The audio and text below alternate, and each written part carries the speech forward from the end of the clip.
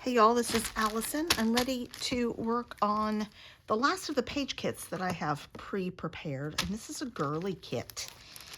And we're going to make use, I think it's of a wreath. So let's see if I remember what's in this kit. It's been a while. I have some pink ribbon, some enamel dots. The paper is from Pink Fresh, Lovely Blooms. So I have some of the ephemera. I even have a title, some title pieces. I need to decide what title I want to put on here. And a cute picture of my daughter and her dog. And I really like the colors in this and how they go with this wreath. So this should be a pretty quick, let's see what other papers I have. I have some cut aparts. There's a lot to choose from here. So what I would like to do is be able to layer some things on top of here to enhance it a bit. And so that might be some of these things that I'll turn into cut aparts. I think I had planned to mat cut a little bit off each side of this to make a frame. And then I think I was probably going to use this to mat the photo, like a layer of this and a layer of this. I think that's my plan. So I'm going to go ahead and speed up from here. I'll have some fussy cutting to do probably once I'm going to mat the photo and then just start playing with a layout. And I've got the word sweet. I think I might just use that. All right, so I've sped it up now at about 3.5, something like that. So I'm going to begin by trimming out this main paper. And I do a 1/4 inch off each side. Now, normally when I'm doing this, because this is centered, I have to trim off each side of the paper. Sometimes you can just do a 1/2 inch off 2 sides, but because I still want to keep that wreath centered, I'm doing it this way. And then this piece of paper, I am going to cut the middle out, and I'm going to cut that at a 1 inch, and that will still leave me a good 3/4 of an inch overlap to make sure there's a good strong frame on there. It would look pretty neat with a big border. I may try and do a frame like a big border that I put on top of a page sometime and do a 1 inch border. That might look pretty cool. It won't work for this one because the wreath is too close to the edge. I am using, I think, antique linen. Maybe not. Maybe it's vintage photo, but a little bit lighter brown for the inking.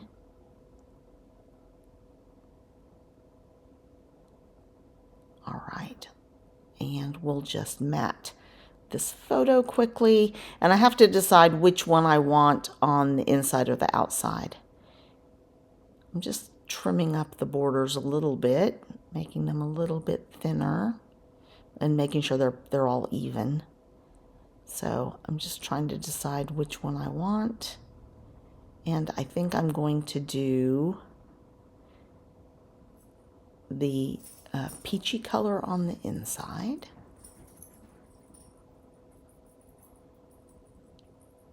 And then this gray ribbon paper. It reminds me of ribbons. Pink Fresh has had a couple of papers like this. Sometimes they're a solid color, sometimes they're multicolor. It's kind of watercolory. And I'm making this outside one a little bit bigger than the inside layer. Just making sure I ink everything. And I'm pleased with that. And that's, for me, that's the obvious place for it to go. And I'm going to start, I'm not going to use this yet, but I went ahead and made just a little bow, a simple bow out of this pink ribbon. I would like to get that on the page at some point. I'm not an excellent bow maker, but they usually come out all right. So we'll just play with that when we get there. And I'm going to go ahead and adhere this down.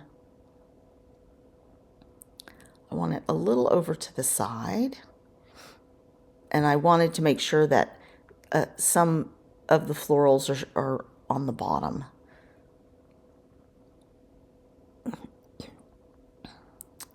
All right. And then I had pulled out a few pieces of ephemera.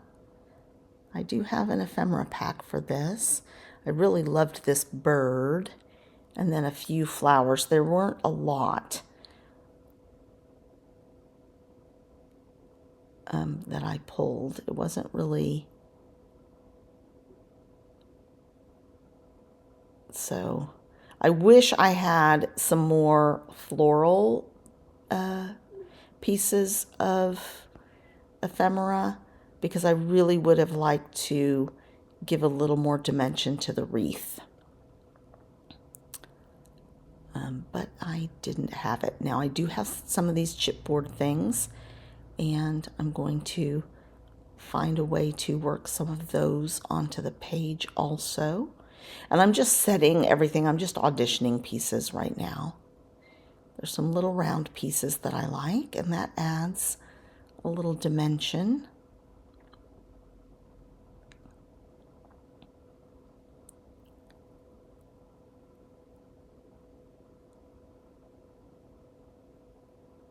And I'm just trying to create some layers here.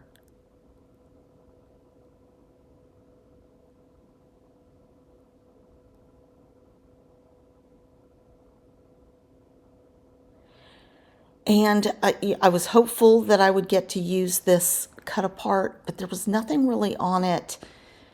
The florals on it weren't the same florals as in the wreath, and so cutting them out, they were a little bit either different scale or just weren't going to work. I did end up cutting one out and then still didn't end up using it. So I cut this one thinking I can use it. It's just too square, but then if I fussy cut the florals, they don't fit with the other florals. So that's going to end up not on the page, but that's okay. Sometimes you end up not using stuff that you put in your page kit. It's all right. It'll go back. I have quite a bit of this collection.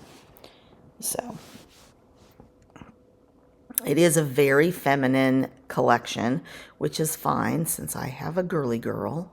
We will have lots more pages probably of my daughter and her dogs that we can use and decorate.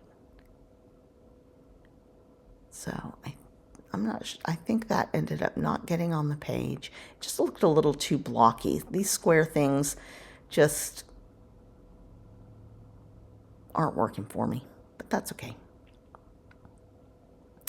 So I'm going to set that aside. And then I realize I'm using my black dauber instead of my brown dauber. I'm like, why does that look so dark?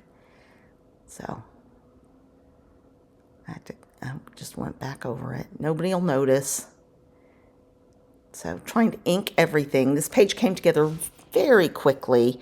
It was one of those that I wasn't using my Cricut for anything. I wasn't going, too crazy with the layers or fussy cutting and things like that. So it came together just really, really fast, like 40 minutes beginning to end. That's pretty fun. I am going to pop up a few things. I want this to sit on top of that little frame. And so I think that adding some dimensional adhesive will help it. I'm ready to go ahead and commit the title. And this little, it says Sweet Together is the actual title. If you include that banner. I'm going to pop up this bird. So I'm trying to get dimension where I can.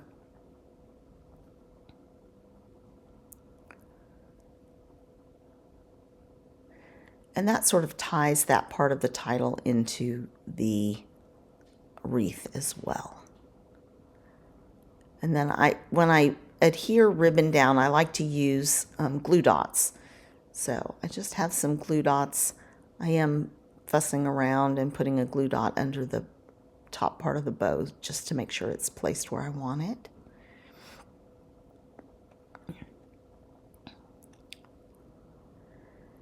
And then I'm ready for some enamel dots. I end up using them all, even though the colors aren't absolutely perfect. I use them all from this one sheet. And they're close enough. And they work. So I'm going to do 3 little sets.